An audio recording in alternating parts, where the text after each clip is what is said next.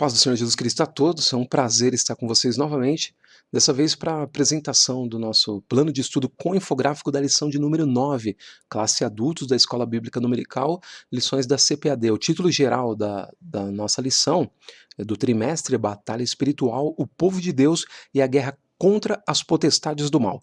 Hoje a gente vai apresentar a lição de número 9 e o título é Conhecendo a Armadura de Deus.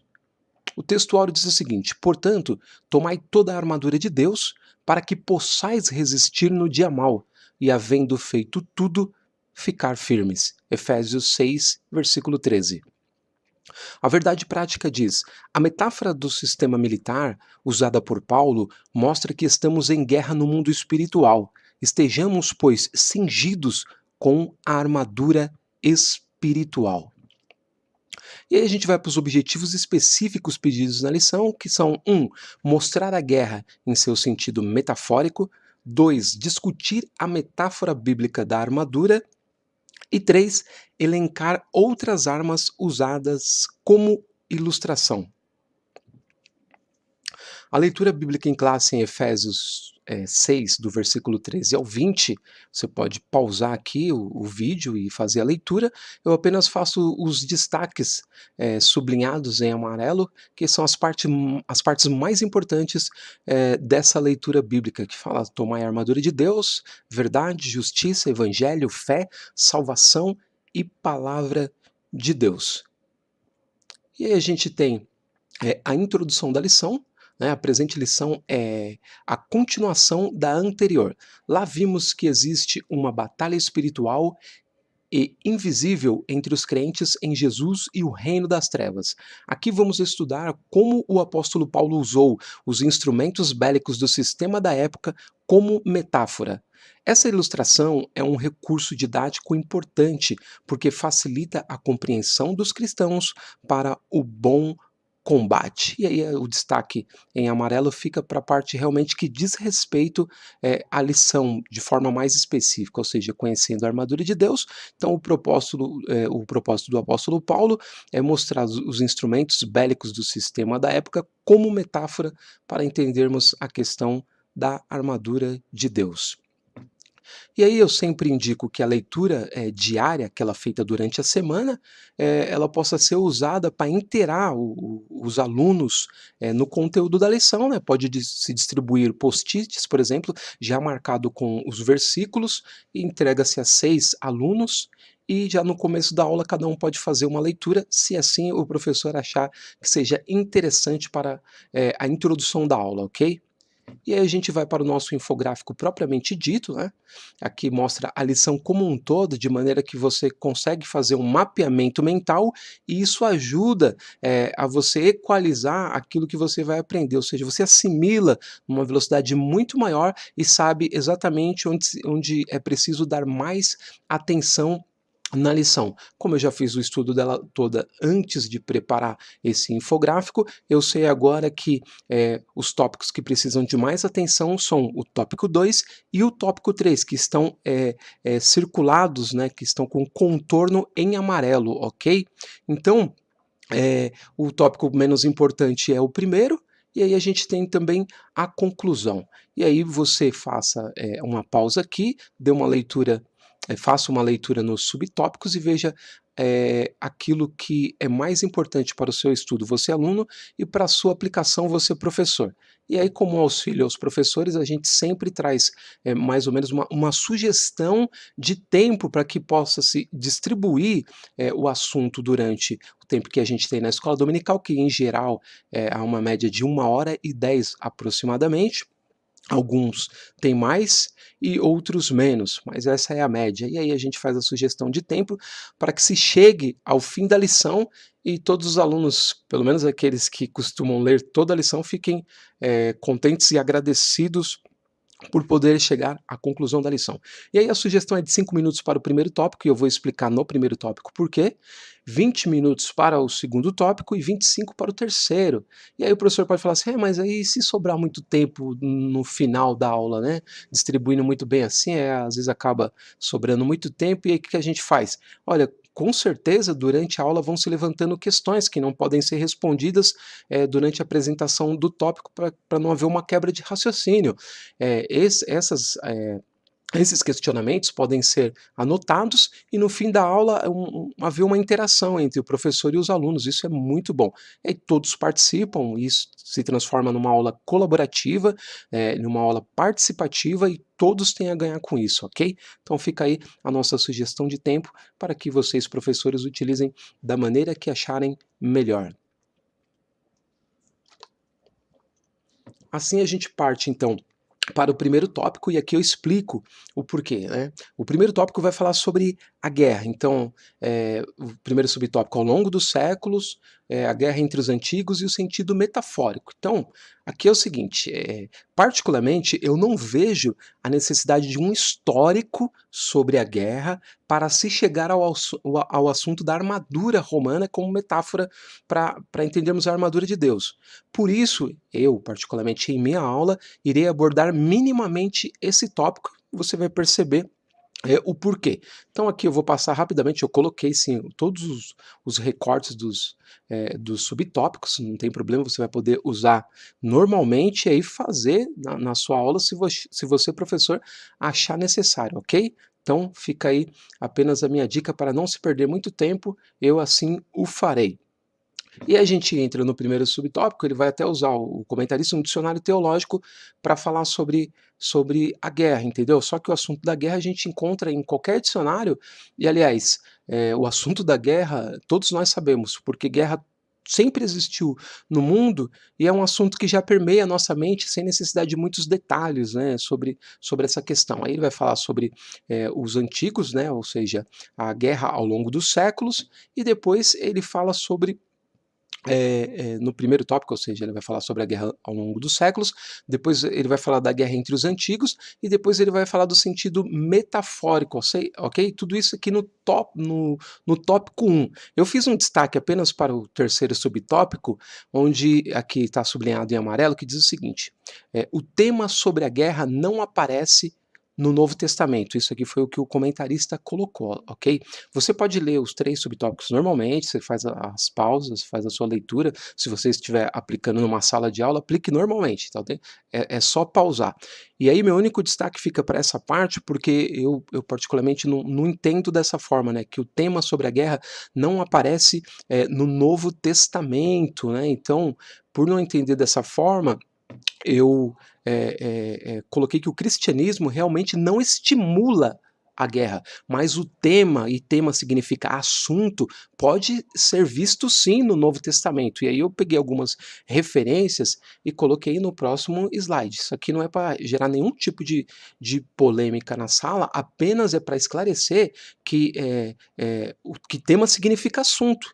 Então o assunto aparece, olha quantas referências, 1, 2, 3, 4, 5 referências falando sobre guerra. Então o assunto está lá, ele pode ser discutido ou não. A questão de nós cristãos e do Novo Testamento não defender a guerra é uma realidade, mas que o tema aparece ali, inclusive de guerra do inimigo contra nós, inclusive de Paulo falando para Timóteo, em 2 Timóteo 2 e 4, que é onde você pode ver no cursor, ó, nenhum soldado em serviço se embaraça com negócios dessa vida a fim de agradar aquele que o alistou para a guerra.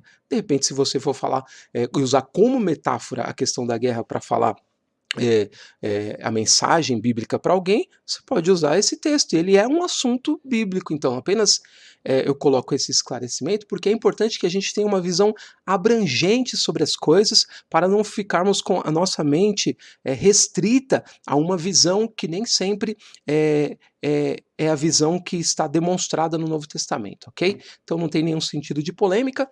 E aí, olha que interessante, esse tópico todo na minha opinião, ele poderia ser resumido na introdução do tópico 2. Por isso que eu coloquei aqui esse colchete de introdução do tópico 2, por isso que eu coloquei esse colchete aqui e coloquei o recorte da introdução para justamente mostrar que poderia ser dito tudo o que foi dito no primeiro tópico com essa introdução. Olha que interessante.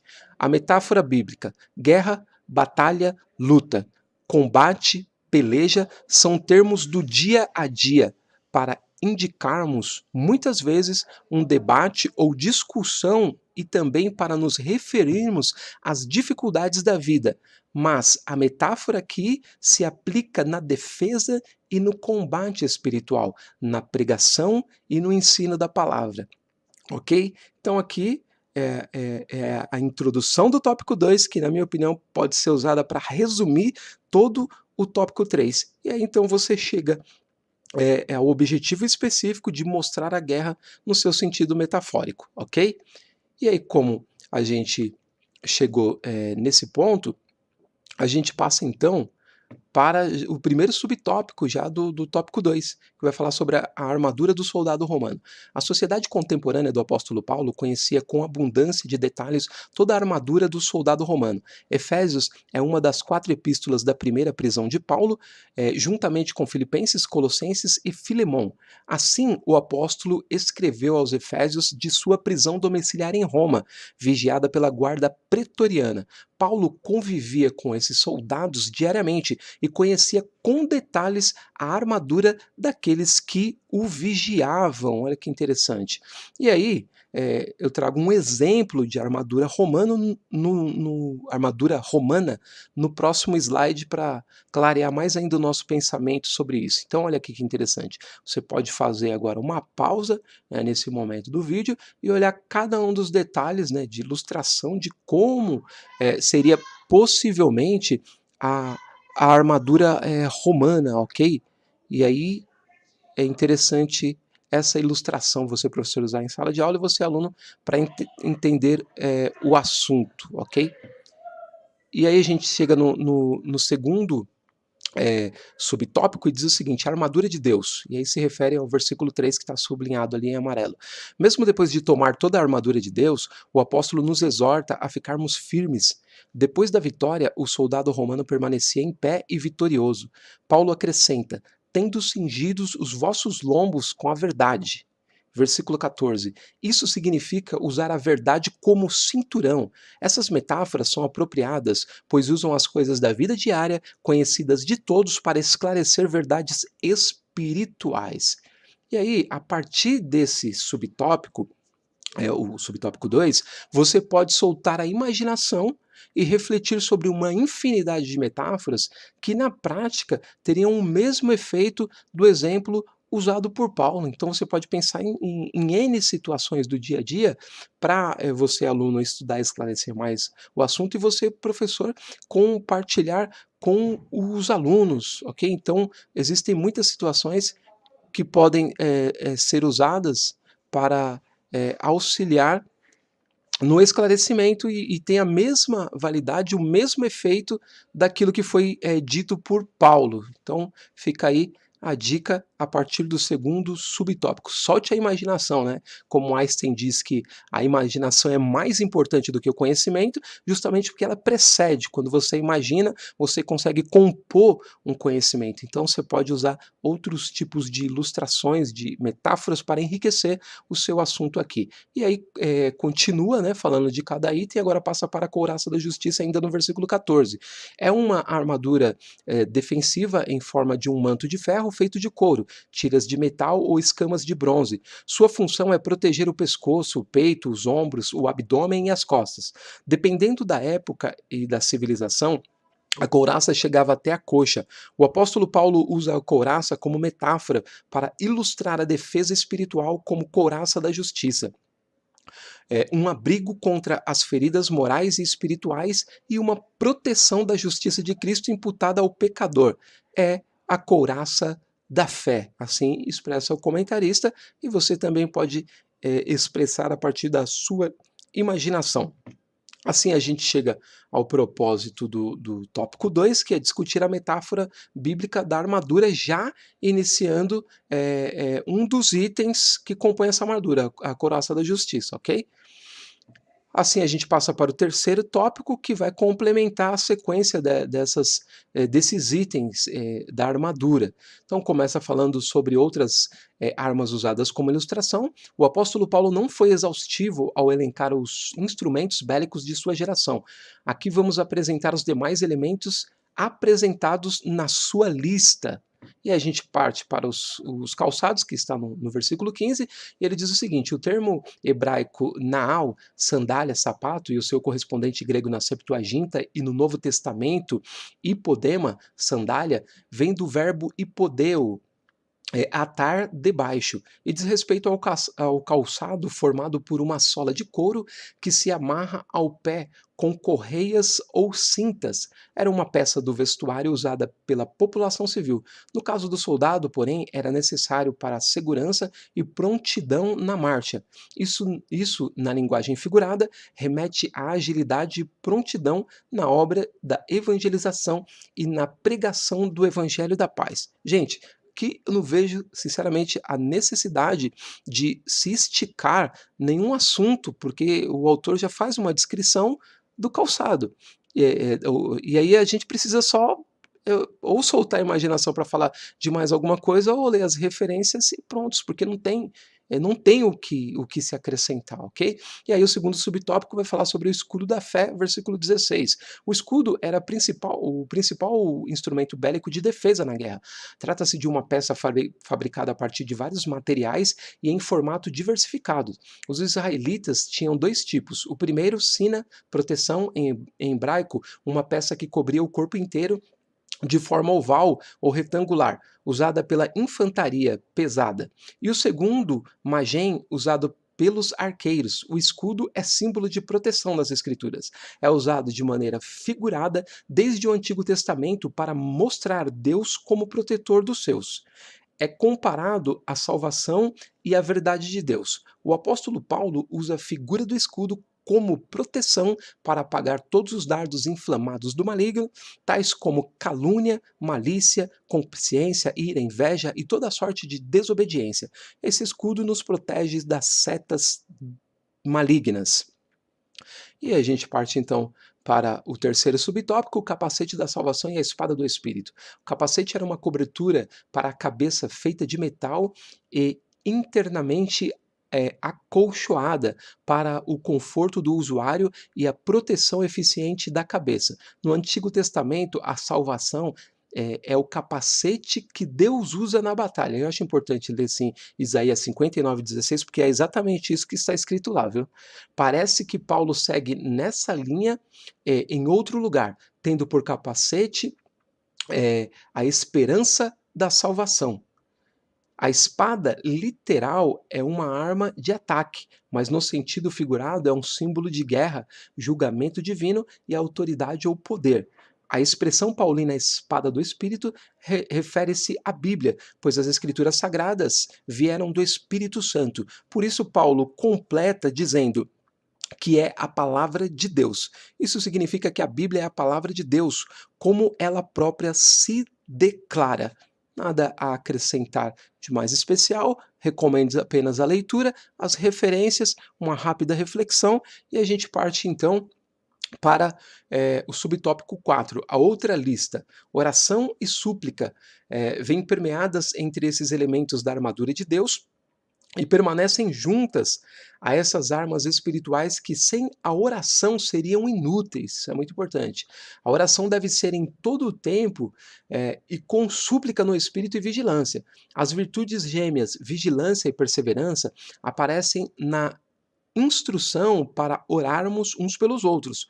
Quando um homem da estatura espiritual do apóstolo Paulo pede a oração da igreja em seu favor e pelo seu ministério, isso mostra que não existe super-homem na igreja.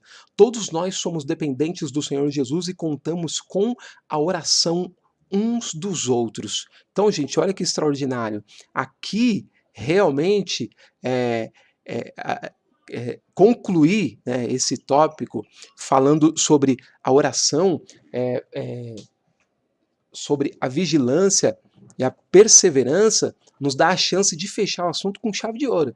Então, na minha opinião, é esse subtópico que fecha de uma maneira muito satisfatória, e aqui sim pode-se gastar um tempo maior falando dessas três questões, a oração, a vigilância e a perseverança como algo que permeia aquele que tem a armadura de Deus. Porque sem esses itens, a armadura para nós é inútil. Então a metáfora da armadura só tem sentido se nós tivermos firmemente a consciência de que precisamos estar em constante oração, em vigilância e em perseverança. Essas coisas aparecem como se fosse o preparo daquele que veste a armadura, né? A armadura não tem efeito nenhum se não estiver vestida por alguém que tem habilidade para usá-la.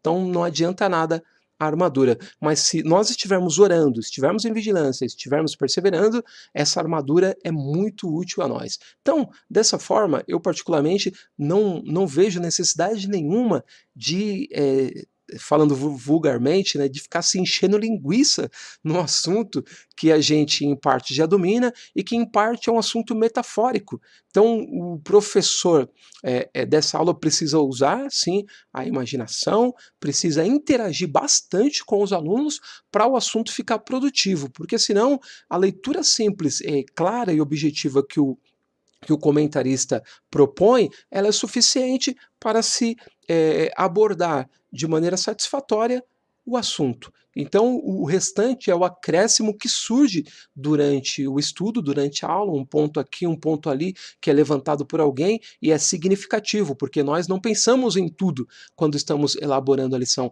É na sala de aula, na interação entre professor e aluno, que aparecem as questões mais importantes para que a aula seja satisfatória para todos. Então, assim, a gente chega ao objetivo, né, final desse terceiro subtópico, que é elencar outras armas usadas como ilustração, e é o que fizemos aqui.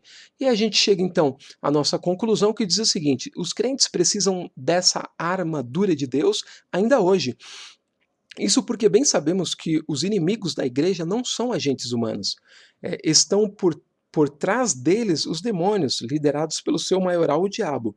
Os recursos espirituais apresentados aqui são importantes e poderosos para expelir todas as forças do mal. Então essa é a parte em destaque, que eu acho na conclusão, que é interessante. Os recursos espirituais apresentados aqui são importantes e poderosos para expelir todas as forças do mal, ok? A gente chega assim então à nossa conclusão da lição 9, conhecendo a armadura de Deus, e eu agradeço a você mais uma vez por poder participar do seu estudo, da sua aula, poder colaborar de alguma forma para o enriquecimento daquilo que será aplicado, daquilo que será assimilado como conhecimento. Então, agradeço a você, peço que vocês também se lembrem de colocar um like no vídeo, né, no YouTube, para que tenha mais visualização, para que o YouTube coloque